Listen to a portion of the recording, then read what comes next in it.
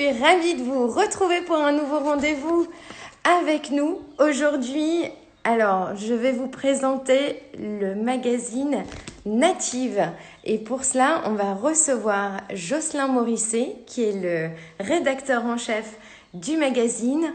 Donc, ce nouveau magazine va sortir en juin prochain et va parler essentiellement des peuples racines, ce qui est très intéressant et important aujourd'hui pour préserver les gardiens de la biodiversité, les gardiens de notre planète.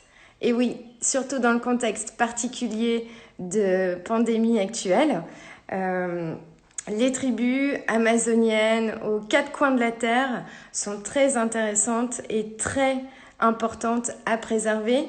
C'est un sujet qui me tient vraiment à cœur parce que j'ai eu l'occasion de faire différents voyages en Amazonie, dans les tribus. Et je suis ravie d'accueillir alors Jocelyn qui est là, qui va nous retrouver. Voilà. Voilà. Alors, j'attends la connexion. Jocelyn, bonjour. Bonjour Cécile, Comment ça va? ça va bien, je te remercie. Le confinement se passe bien? Ouais, bah écoute, on se plaint pas, ouais. J'ai un petit jardin, donc c'est vivable. Ok. Bah, écoute, je suis ravie de te recevoir parce que tu vas pouvoir nous présenter donc la revue Native qui va sortir prochainement. Et alors, je t'en prie. Avec plaisir, ouais, je suis ravi. Je te remercie de ton soutien au passage.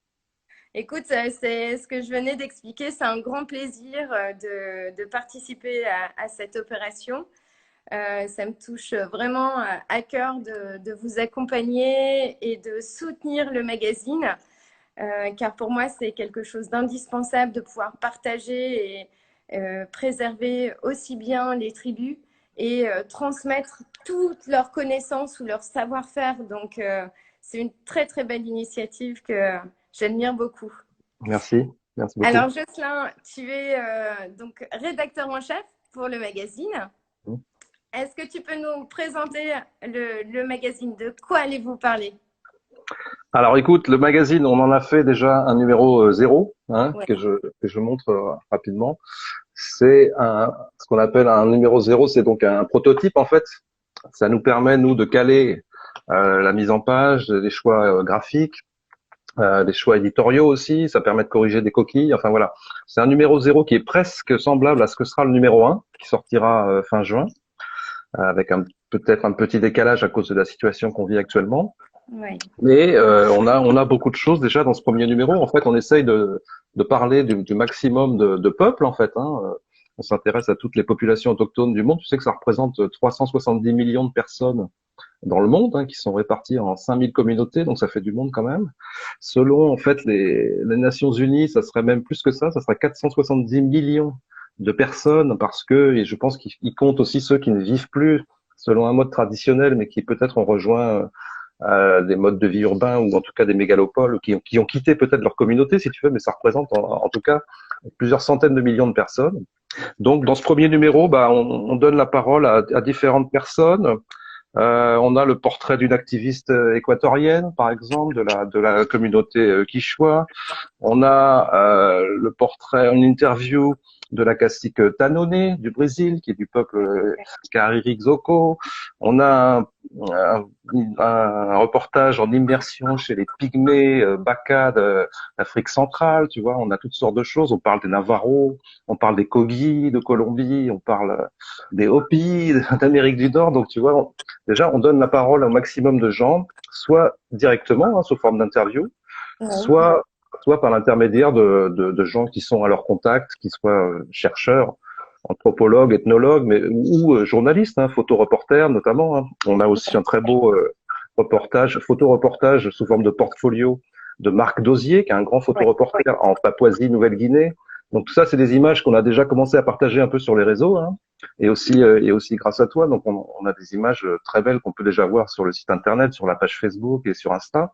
Donc voilà, on est très heureux d'avoir pu agréger en fait une petite communauté déjà de collaborateurs, de gens qui sont enthousiastes à l'idée de participer à ce projet.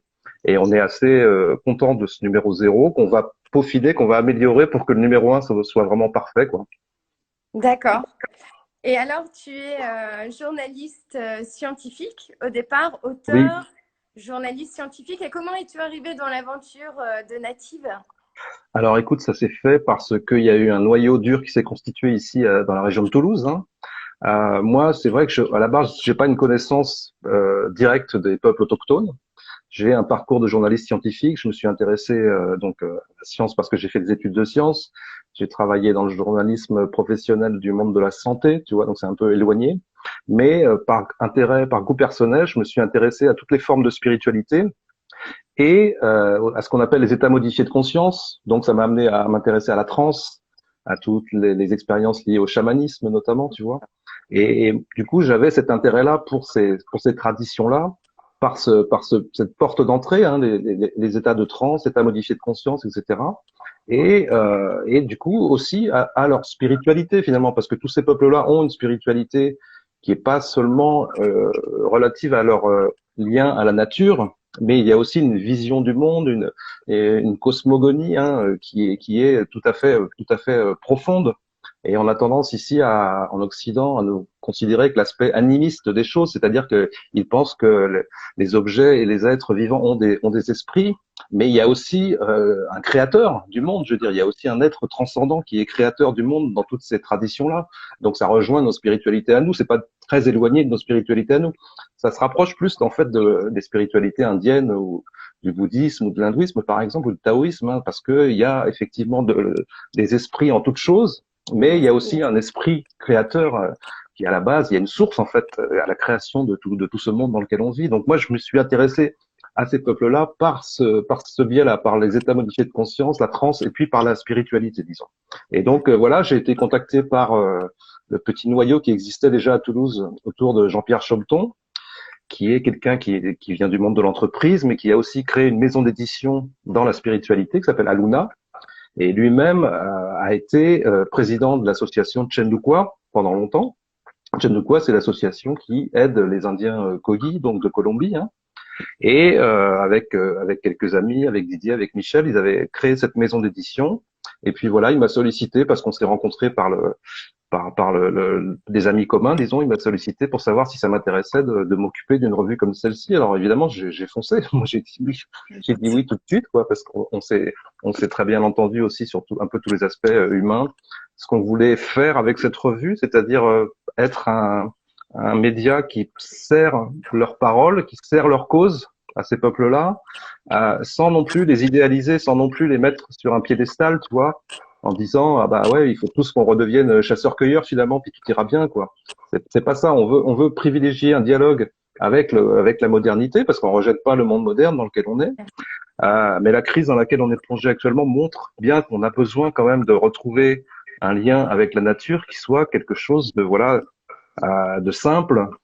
Je veux dire, ces peuples-là, ils ont inventé le développement durable, quoi. On n'a pas besoin d'aller chercher des solutions à n'importe où. Il suffit de les regarder vivre. Alors, voilà, donc on souhaite être leur porte-parole et on souhaite privilégier le dialogue, l'échange avec ces peuples-là, mais sans avoir un regard non plus savant, tu vois, pas ethnographique, anthropologique. On veut faire une revue pour le grand public, pour tous les gens qui pensent que ces peuples-là, effectivement, sont détenteurs de savoir-être, de savoir-faire, d'une connaissance de la nature qui nous serait bien utile aujourd'hui, vu les crises qu'on traverse et qu'on sera amené certainement à traverser encore. Et je pense que le magazine, donc un lancement prévu cet été, donc juin, juillet, on va dire, Ouais. ça tombe à point nommé parce que suite à la crise actuelle et depuis quelques mois, on a quand même une mobilisation solidaire des gens qui changent leur comportement pour être plus responsables. Et on ne pense pas toujours à notre façon de préserver la Terre de façon globale. Et pour moi, la chose indispensable, c'est de préserver ces tribus et tous ces peuples autochtones.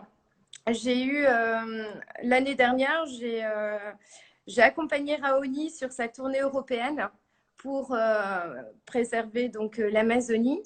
Et un grand souci auquel on ne pense pas, c'est que dans les tribus, et ben, les grands chefs ne savent pas qui retransmettre leur savoir parce que les jeunes sont poussés et souhaitent aller en ville pour travailler ou avoir les mêmes outils de communication que nous. Bien sûr. Et voilà, et finalement, en fait, il y a une multitude de savoirs et la transmission de savoir ne se fait plus comme de façon traditionnelle, en fait. C'est sûr, Et, ça dépend des communautés, ouais, mais t'as raison, ouais. et du coup, je trouve que le magazine Native va être force aussi pour montrer aux tribus que voilà, on s'intéresse à eux, on s'intéresse à leur savoir, leur savoir-faire, leur connaissance, parce qu'ils ont une connaissance incroyable en biodiversité. Et donc, je trouve ça fabuleux. Et est-ce que au sein du magazine, donc on va, je suppose, trouver plein de petits trucs et astuces pour mieux consommer ou apprendre des choses sur les plantes indispensables sur Terre. Alors, le magazine s'appelle Native des peuples, des racines, et on veut aussi parler de nos racines à nous, occidentaux, si tu veux. Donc, par exemple, on a un portrait dans le premier numéro d'un herboriste qui est dans les Alpes, tu vois. Donc voilà, ce sont nos racines à nous. Il y a un savoir traditionnel aussi dans nos cultures à nous qu'on veut aussi mettre en valeur, hein, mettre en avant. Et parce que ça rejoint aussi les savoirs des peuples autochtones, bien sûr, hein, la connaissance des plantes, la connaissance de la biodiversité, c'est complètement essentiel, c'est complètement central. Donc oui, Ouais. bien sûr, il y a des problèmes de transmission dans ces populations-là parce que effectivement, les jeunes peuvent être tentés par le mode de vie occidental. Ils peuvent être tentés de rejoindre les mégalopoles des pays riches, etc. Donc il y a un risque de perte de leur culture, de leur connaissance. Il y a un risque aussi, surtout, de perte de leur territoire. Avant tout, c'est pour ça aussi qu'on veut être leur porte-parole pour défendre leurs droits. Euh, les membres de l'équipe native sont impliqués dans plusieurs associations. Navarro France aussi, tu vois, par exemple. Bon, les Navarros, en l'occurrence, ils ont un territoire le territoire américain, sur plusieurs États. Ils ont une réserve, comme on dit. Mais en Amazonie, il y a plein de populations qui sont menacées de perdre leur terre, quoi, tout simplement. Hein.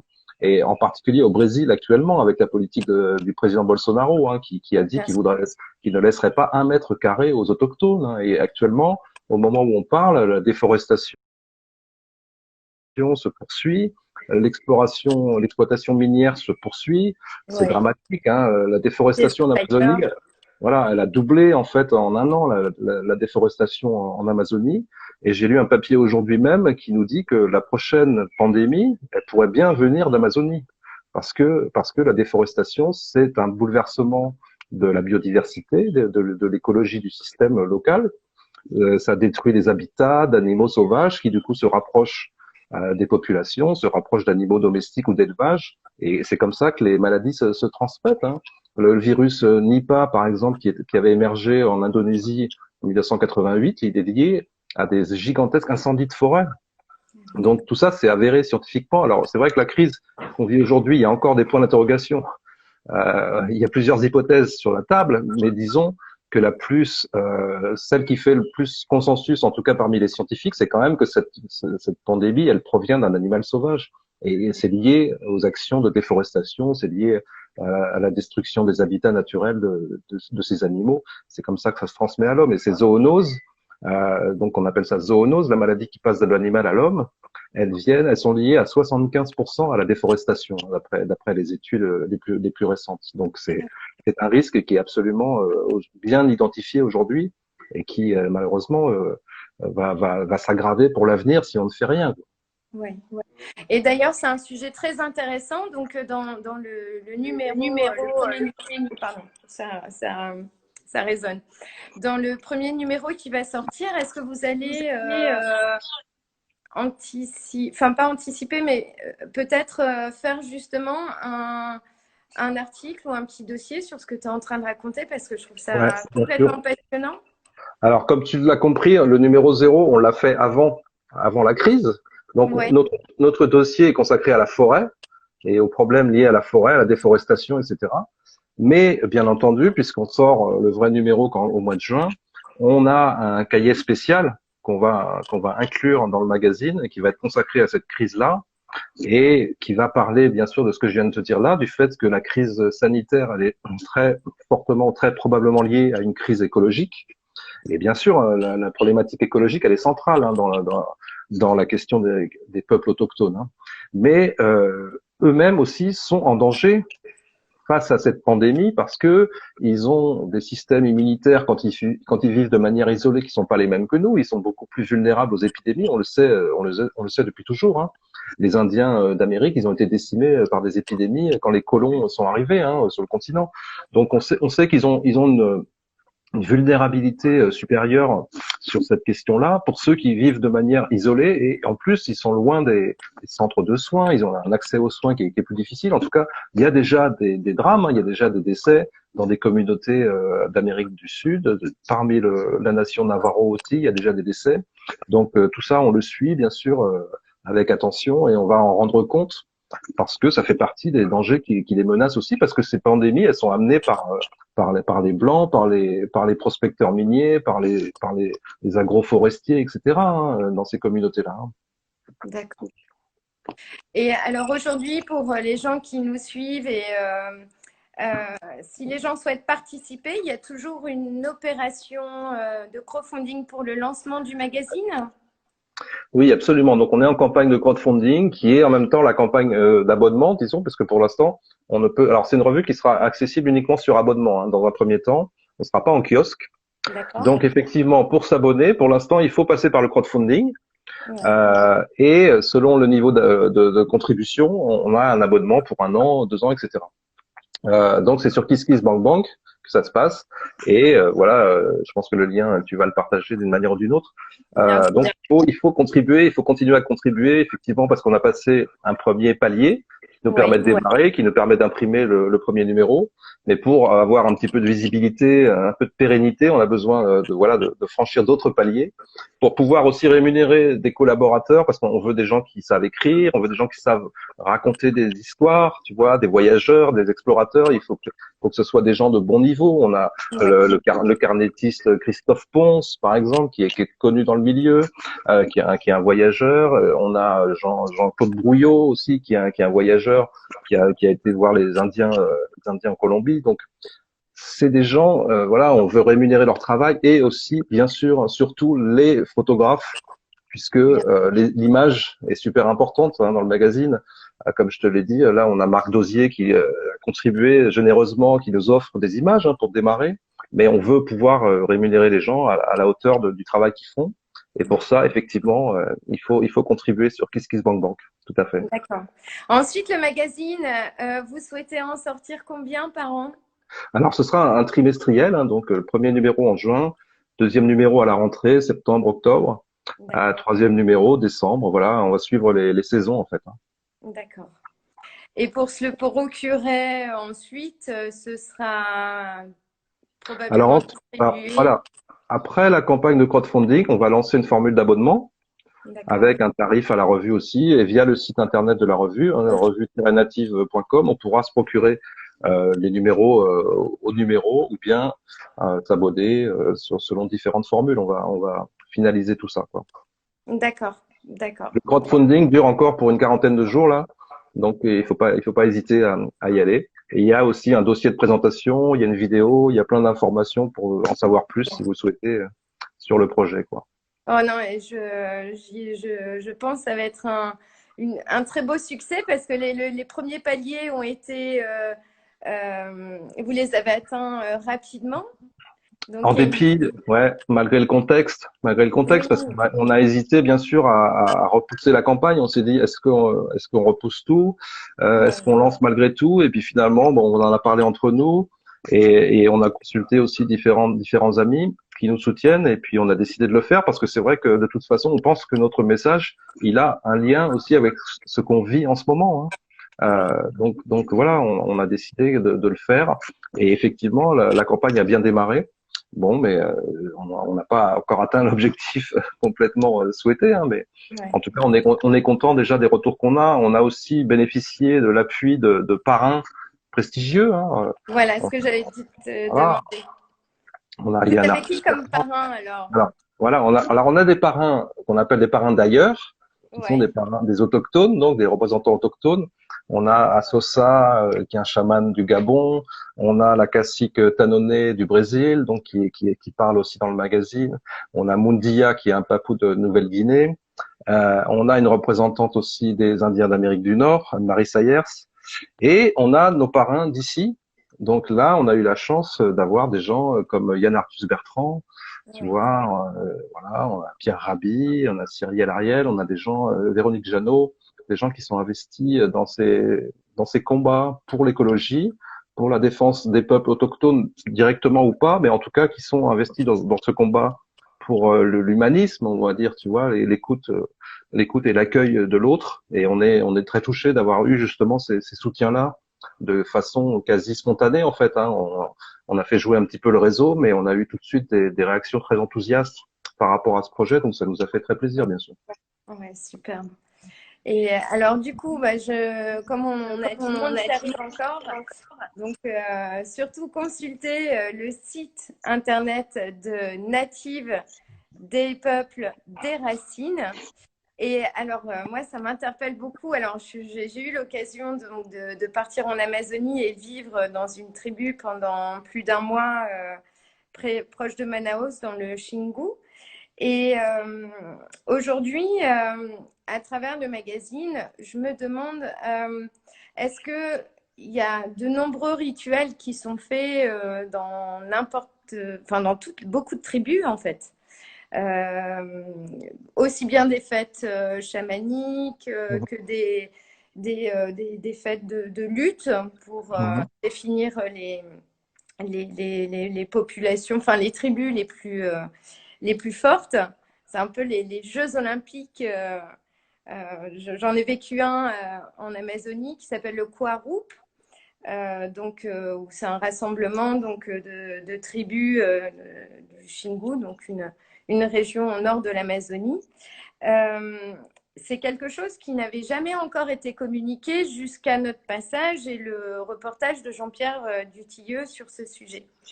Est-ce que aujourd'hui, tu penses, avec le magazine, on va pouvoir connaître un peu les rituels, les grandes célébrations de chacune des tribunes? On va parler de grands rassemblements comme ça. Dans le numéro 2, on aura probablement un reportage justement sur un grand rassemblement qui s'est tenu au Chili, comme ça, interpeuple, qui est un rassemblement de chamans à la base, qui donc eux aussi, ils ont effectivement leurs Jeux Olympiques. En tout cas, ils se Ouais, on veut pas dénaturer non plus ces traditions-là. Hein. Il s'agit pas de faire des kits ou des guides comment faire sa cérémonie chamanique à la maison. ah oui, bien sûr. Moi, mon regard là-dessus, c'est que ces traditions-là, elles ont du sens dans leur contexte d'origine, dans leur contexte culturel, et c'est d'ailleurs un problème avec ce qu'on a appelé le tourisme chamanique. Hein. Tu sais que voilà, il y a eu une mode du chamanisme, il y a eu une mode autour de certaines substances qui permettent de vivre des états de transe profonds, etc. Et ça a fait du mal aussi parce que bon, voilà, ça fait aussi un peu d'activité commerciale pour certaines populations. Bon, ça peut être un bien aussi, mais on dénature ces pratiques-là. Le chamanisme, c'est pas quelque chose de léger, c'est pas du développement personnel, tu vois, c'est quelque chose de vraiment profond et et on doit respecter ça comme des pratiques spirituelles vraiment profondes et qui peuvent être aussi extrêmement dangereuses. Hein, c'est pas quelque chose. On joue, enfin, on communique avec des esprits hein, dans cette vision du monde là.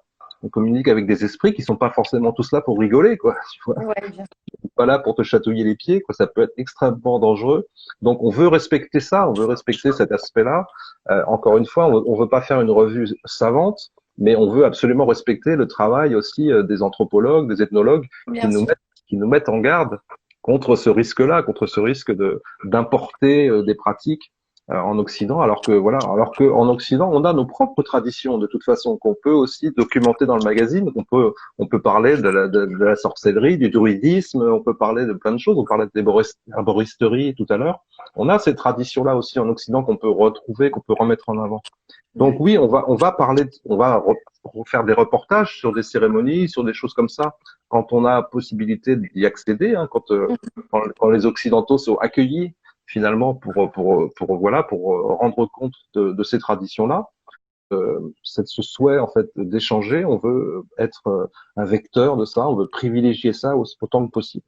Oui, je vois dans vos... Parce que c'est vrai qu'on connaît mal les chefs de tribu. Alors déjà, je vais prendre la première question en ligne de Enea. Est-ce que tu connais la tribu des Samis en Laponie et est-ce qu'ils auront l'occasion d'avoir la parole dans le magazine? Oui, c'est intéressant parce que justement, c'est un des seuls peuples autochtones d'Europe, du continent européen. D'accord. Donc oui, bien sûr, puisqu'on est sur le continent Europe, on va aussi documenter la vie de ces populations-là, qui sont elles aussi face à leurs propres problématiques aussi de territoire, de langue, de culture, etc. Donc oui, Ouais. oui, bien sûr, les Samis. Alors, tu vois, il y a des peuples aussi en Europe comme ça. Les Basques aussi peut-être sont un peuple autochtone, les Corses d'une certaine manière. En tout cas, on veut aussi pouvoir parler de ces racines-là, tu vois. D'accord, des traditions et des... D'accord. Mais c'est vrai que les Samis sont un peuple, en tout cas autochtone, qui est un des seuls du continent européen. Donc oui, on en parlera, bien sûr. Et alors, est-ce que tu peux nous redonner, tout à l'heure, tu me disais, il y a plus de 5000 tribus, 5000 communautés, 5000 communautés à travers le monde. voilà, et ça C'est un... représente 370 millions de personnes. Donc, Et c'est complètement... C'est des choses qu'on ignore beaucoup parce que si tu me posais la question et que tu me demandais combien il y a de communautés sur Terre, tu vois, je dirais, je sais pas, même une cinquantaine ou une centaine, tu vois. ouais, alors 5000, c'est une approximation parce que malheureusement, il y en a qui disparaissent. Ouais. Évidemment, c'est des chiffres officiels. Moi, je suis le forum permanent des questions indigènes aux Nations Unies, tu vois, qui surveille ces questions-là, qui font aussi un travail de fond, y Oui. compris notamment dans la crise actuelle. On a fait une carte sur une double page au début du magazine qui présente justement les populations par continent sans rentrer évidemment dans le détail de toutes les communautés, hein, ça, parce qu'il y en aurait trop, mais pour dire combien à peu près il y a de populations autochtones sur tel continent, pour que effectivement on se fasse une idée un peu globale de, Ouais. de la situation. D'accord. Incroyable, superbe. Donc là, pour les gens qui viennent de nous rejoindre, donc il y a une belle opération de crowdfunding à laquelle vous pouvez et vous devez participer parce que c'est plus qu'un magazine, c'est vraiment une opération humaine et humanitaire serait peut-être pas le bon mot, mais en tout cas, c'est un bel exemple de solidarité et surtout d'humanité, puisque l'idée, c'est vraiment de rassembler le monde que nous connaissons avec celui qu'on connaît très mal, celui des peuples autochtones. Ouais, j'aime bien cette phrase. Je crois que c'est un chef Sioux qui a dit récemment qu'en fait, on n'avait pas besoin de chercher à se reconnecter à la nature parce on n'a jamais été coupé de la nature autrement que par nos illusions de vouloir la dominer et l'exploiter, tu vois. On a besoin d'être reconnu par la nature comme faisant partie d'elle, tu vois. Donc, il y a quelque chose de l'ordre du pardon, en quelque sorte, Oui, à demander à la terre, à la nature, pour qu'elle nous reconnaisse comme faisant partie d'elle, parce que nous sommes nature. Je veux dire, on est des mammifères, tu vois. On peut pas nier ça, et on fait partie de la nature. Et c'est vrai qu'il y a toute une tradition en Occident qui vient de la religion, qui vient de plein de choses. Il y a plein de raisons, hein, mais qui fait qu'on s'est considéré par la raison, par la culture, comme étant en dehors de la nature, et donc à même de pouvoir l'exploiter, la dominer, la soumettre. On a des mots comme ça, hein, dans la littérature et même dans la Bible, hein. Bon, voilà. L'Église a déjà fait son mea culpa là-dessus, hein, bien sûr. Et d'ailleurs, le pape actuel est très très à l'écoute des peuples autochtones, hein. Il est notamment parce il vient d'Amérique du Sud aussi. Donc, bien sûr, cette vision des choses a changé au cours de l'histoire, hein. Mais il faut retrouver donc ce lien, mais en sachant que ce lien, il est là de fait. Il est naturel par définition, tu vois. Donc oui, retrouver notre place, en tout cas au sein de la nature, et peut-être que la crise qu'on vit actuellement, effectivement, amène les gens à une espèce de prise de conscience comme ça, hein. a fortiori si effectivement cette maladie vient d'animaux sauvages dont on a détruit les habitats, etc. Donc il y a une prise de conscience qui doit se faire et de toute façon la problématique écologique elle est centrale vis-à-vis de ça puisque le réchauffement climatique il est aussi propice à l'émergence de maladies, voilà les moustiques, le paludisme, etc. Donc tout ça c'est complètement lié en fait. Ces questions-là ne forment qu'une seule et vaste question. Donc on espère qu'on peut contribuer effectivement à ce débat en mettant en avant effectivement le savoir de ces populations-là en termes de savoir-faire et de savoir-être, encore une fois. Oui. La façon dont eux vivent en harmonie avec leur environnement, c'est quelque chose dont on doit s'inspirer en termes d'habitat aussi, en termes donc, d'exploitation des ressources. Le mot exploitation d'ailleurs doit disparaître, quoi. Voilà. Complètement. Et du coup, alors à travers le magazine, est-ce que, bon déjà, je pense qu'il y a le contexte de la crise sanitaire, je pense que les gens vont être beaucoup plus sensibles, comme tu le disais, à l'environnement et la biodiversité que ben, se nourrir en local ou se nourrir soi-même. Moi, il y a quelque chose qui m'a toujours très étonnée dans les tribus et que j'ai trouvé fabuleux, c'est que en permanence, ils sont tout le temps en train de remercier la Pachamama, la Terre, la planète d'être là, de leur apporter énormément de choses. Est-ce que tu penses que nous, une civilisation moderne, est-ce qu'on va le devenir de plus en plus? Je sais qu'il y a des gens qui le sont, moi j'en fais partie. Mais est-ce que tu penses qu'on va réussir à entraîner tout le monde avec nous à être beaucoup plus respectueux et être bienveillant de tout ce qu'on a? Oui, bien sûr, je l'espère. Ça peut se faire de différentes façons. On voit bien qu'il y a depuis quelques années un regain d'intérêt pour toutes les formes de spiritualité. On parle aussi, et moi j'en parle en tant qu'auteur aussi et comme journaliste, on parle de spiritualité laïque. Donc on peut être spirituel sans être religieux, quoi, finalement. Et donc on peut connaître cette forme d'universalité en fait de notre relation à l'invisible et notamment aux esprits, finalement, l'esprit y compris l'esprit de la Terre, Gaïa. Donc après, mais ça peut se faire d'une autre manière, simplement sur un mode écologique un peu traditionnel, simplement respecter la Terre pour ce qu'elle nous offre, pour ce qu'elle nous apporte, et en sachant que on a besoin de toute façon de la préserver, sans quoi nous on va disparaître. Hein, la Terre elle va continuer, mais nous en tant qu'humanité on est menacé. Donc les gens n'ont pas besoin de rentrer nécessairement dans des pratiques chamaniques ou quoi que ce soit pour reconnaître l'importance de cette chose-là. Mais en tout cas, on voit bien qu'en Occident, il y a un intérêt depuis plusieurs années pour la spiritualité, pour le bien-être, le développement personnel. Alors, développement personnel, ça peut être ambigu parce qu'il ne s'agit pas de développer seulement la personne, quoi. En tout cas, pas de développer l'ego. Il faut au contraire développer le lien avec les autres, avec le vivant, les animaux, changer nos modes de consommation aussi vis-à-vis des animaux, les plantes, le monde végétal évidemment. Et là, donc la question de la forêt est centrale à cet égard. Et puis la planète dans son ensemble, quoi. Ouais. Donc je pense que beaucoup de gens sont sensibles à ça et souhaitent effectivement retrouver cette harmonie naturelle de l'existence. Et on peut y venir comme ça, on peut y venir de plein de façons différentes. Ouais. Pas forcément par un lien spirituel, mais aussi, moi, je crois très fort à la notion de spiritualité laïque, parce que je pense que voilà, c'est là où il y a une vraie profondeur justement dans la relation qu'on peut avoir avec ce qui nous entoure, quoi. Ouais. Il y a Ma Tribu d'ailleurs qui fait un beau commentaire qui nous dit que la vraie écologie, c'est se sentir partie intégrante de la nature, la sentir comme une continuation de notre propre être. C'est exactement ce que tu étais en train de nous expliquer. Ouais. Et voilà. Non, très, très intéressant.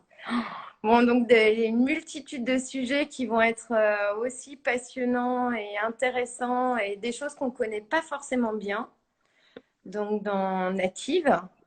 Ouais, alors, excuse-moi, je te coupe parce que effectivement, on va parler dans le prochain numéro, dans le numéro 2, on aura un dossier sur le féminin, tu vois, D'accord. qui est aussi un thème central pour le nouveau monde qu'on veut construire.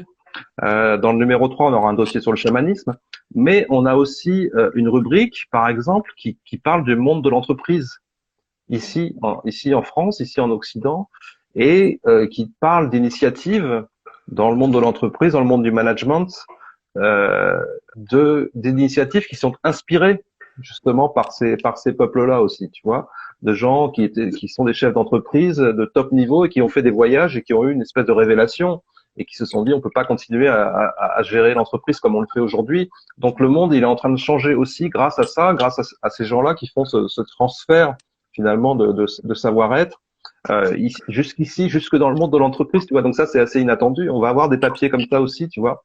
Donc voilà, c'est pour le clin d'œil, si tu veux. Mais voilà, on veut parler un peu de tout ce qui est impactant, hein, comme on dit, et qui est en lien avec les peuples racines, les peuples autochtones, quoi.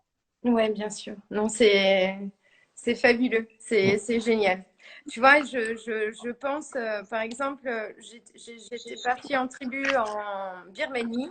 Ouais, J'ai passé bah, avec Marc Dosier d'ailleurs. ouais, bah Marc Et Osier, voilà. bah voilà, c'est les images de Marc. Ouais, tout à fait. Et en fait, parmi les transmissions, et ce qui est super intéressant aussi, voilà, des superbes images. Ça, c'est la Papouasie-Nouvelle-Guinée. Ouais. Ouais, génial. Voilà. Et, et dans les tribus, en fait, en discutant avec les chefs de tribus, et ben, on apprend qu'il y a plus de 1000 ou 2000 plantes différentes dans, tu vois, c'est une petite forêt, mais c'est pas l'Amazonie non plus. On est en Asie, en Birmanie, c'est Ouais. des...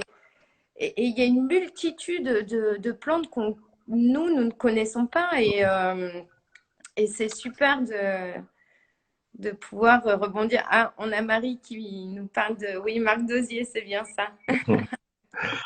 Oui, oui, bah justement, je disais que ces peuples-là représentent 370 millions de personnes, donc c'est un petit pourcentage de la population mondiale, mais ils sont les gardiens, de par leurs habitats, de par là où leur territoire, ils sont les gardiens de 80% de la biodiversité à l'échelle de la planète, si tu veux. Donc c'est colossal. C'est pour ça que en les menaçant eux, on menace aussi la biodiversité, tu vois, parce que justement eux entretiennent ces espaces-là. Enfin, ils laissent ces espaces-là perdurer. En France, on parle de reforestation dans le magazine. Euh, on a un biologiste qui s'appelle Francis Allais qui fait bien le distinguo entre une forêt primaire qui vit seule, tu vois, qui grandit, qui croît seule et qui se protège toute seule, qui se protège face aux incendies, face à tout un tas de risques, alors que on parle de reforestation en France, mais on fait de la plantation, on fait de la plantation d'arbres pour l'exploitation du bois, et ça n'a rien à voir, ce ne sont pas des forêts. Il n'y a même pas de faune, tu vois, parce qu'il n'y a pas de bois mort, il n'y a pas de feuilles. Donc, quand on parle de reforestation, il faut distinguer les choses. Et effectivement, la biodiversité, c'est colossal dans les forêts primaires, dans les forêts tropicales, etc. Et on voit bien que de toute façon, toute notre médecine occidentale, elle vient de la nature. Hein. De toute façon, faut pas rêver. Hein. Tu prends la chloroquine dont on parle beaucoup, ça vient, c'est la quinine. Hein. La quinine contre la malaria, c'est connu depuis longtemps et ça vient de, on la trouve en Amazonie aussi. Les peuples l'utilisaient aussi traditionnellement, si tu veux. Donc toutes ces médecines-là, elles viennent de ces savoirs-là. Donc il y a eu un pillage, hein, clairement, de leur savoir. Il y a, voilà, on est allé chercher leurs connaissances. On n'a pas beaucoup respecté ça. Donc il est temps de rendre peut-être les choses, de demander pardon pour ça aussi. Mais c'est vrai que on a besoin de cette biodiversité-là, et y compris de respecter ces équilibres naturels justement pour ne pas être victime de virus, de bactéries pathogènes, etc. Parce qu'on sait que tout ça c'est lié à nos actions Bien sûr. délétères sur ces territoires-là, quoi. Oui, bien sûr. Bien sûr. On a l'association Lily. Ah, c'est Tony qui nous laisse un message aussi. Donc, pour parler d'écologie et réduire sa consommation, consommer différemment, évidemment, avec une production plus recyclable et plus propre. C'est ce on lutte tous un peu contre ça et je trouve qu'on est de plus en plus sensible à cette façon de fonctionner. En tout cas, bah, j'ai hâte de découvrir les numéros. Et puis, donc là, aujourd'hui, on peut déjà aller sur la plateforme. Et puis, On peut aller sur KissKissBankBank et chercher Revue Native ou alors sinon on va sur notre site internet revue-native.com ouais, et là il y a le lien pour aller sur KissKissBankBank d'accord. et, et on trouve facilement la campagne de crowdfunding. Voilà, ok, très bien. Et sur le site, on a également donc le relais avec les parrains autochtones qui présentent déjà des petits portraits, des petites choses. On présente nos parrains d'ici, nos parrains d'ailleurs. Ouais, On présente le projet, on présente le manifeste, si tu veux, la profession de foi, quoi, ce qui nous anime. d'accord. Et quelques articles aussi, quelques articles et quelques vidéos déjà. D'accord. Voilà, qu'on va retrouver, des articles qu'on va retrouver ou pas dans le magazine, parce qu'on veut aussi que le site internet soit complémentaire en fait Mhm. de la revue. Hein. Donc voilà, on veut faire vivre aussi le site. Donc il y a beaucoup de choses déjà à voir sur le site, ouais, des choses sympas. Ouais. Superbe. Bah écoute, merci beaucoup Jocelyn. En tout cas, j'invite tout le monde à être, à faire partie aussi des gardiens de la planète, parce qu'on peut tous l'être et tous y participer. Nous ici en France, eh ben, notre moyen, bah, c'est de participer déjà à l'opération de crowdfunding du magazine.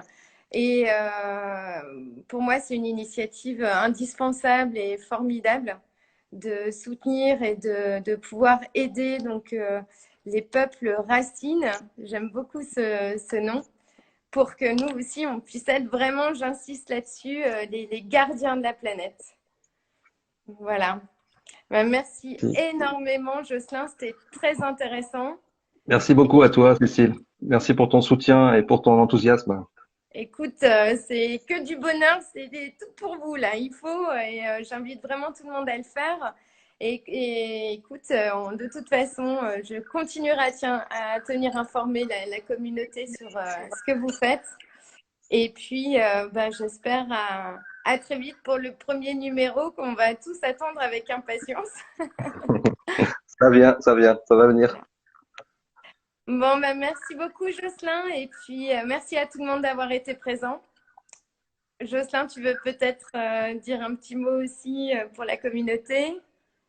Eh ben, soyez les bienvenus dans la communauté native Ouais, quand vous voulez. Vous pouvez contribuer sur le crowdfunding et même des petites sommes. Ça fait toujours avancer le projet, quoi. Donc n'hésitez pas. on fonce, hein. Je compte sur tout le monde. Voilà. Bon, ben, merci beaucoup. Merci Je beaucoup te à toi. souhaite un bon week-end, un Toi aussi. bon confinement et puis plein de bonheur pour Native. Merci Et à beaucoup. très bientôt. À bientôt. Au revoir, Jocelyn. Merci.